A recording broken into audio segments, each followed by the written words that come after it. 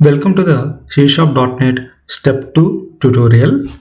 So in this Step 2 tutorial, we are going to cover the different topics. So in this Step 2 tutorial of this C#.NET, the first topic is what is the class in the C#.NET, and then how we are going to implement the constructors in the class, and then how we are going to prepare the properties in the class, and what is the namespace.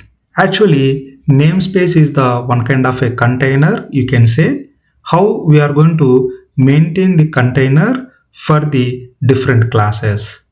And then we are going to cover the static class, and we have to understand what is the difference between the non-static class and static class. In the step 1 already we had created the different non-static classes, but in this step 2 we are going to create the static class, and then we are going to understand what is the difference between the static class and non-static classes as well. Then we are going to work on the inheritance. Inheritance is the one kind of a key concept in the C#.NET, which is useful for to build a relationship between to the two classes, or it build a relationship between to the class and interface. Even in this step 2, we are going to understand what is the interface and how we are going to create the interface in the program.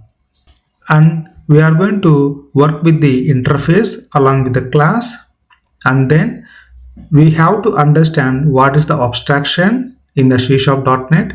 That is also one kind of a key concept. So that abstraction will cover in this chapter, step 2.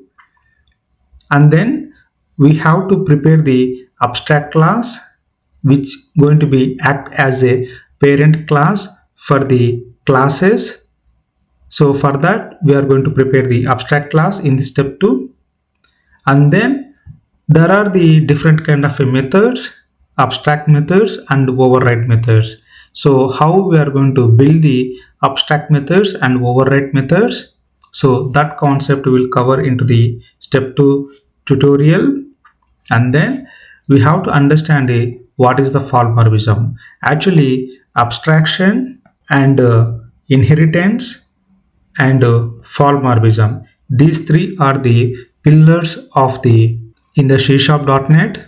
There is one more pillar called encapsulation. That concept we will cover into the next tutorial, in the next step. But as of now, these three are the very important concept in this step 2. So here in this step 2 we are going to work on the what is the polymorphism, and then based on the polymorphism, here polymorphism are two types. One is the compile time polymorphism, and one more is the runtime polymorphism. We are going to prepare the programs on these two concepts as well. Okay, in the next video we will try to understand what is the class and how to create the class in the C#.NET.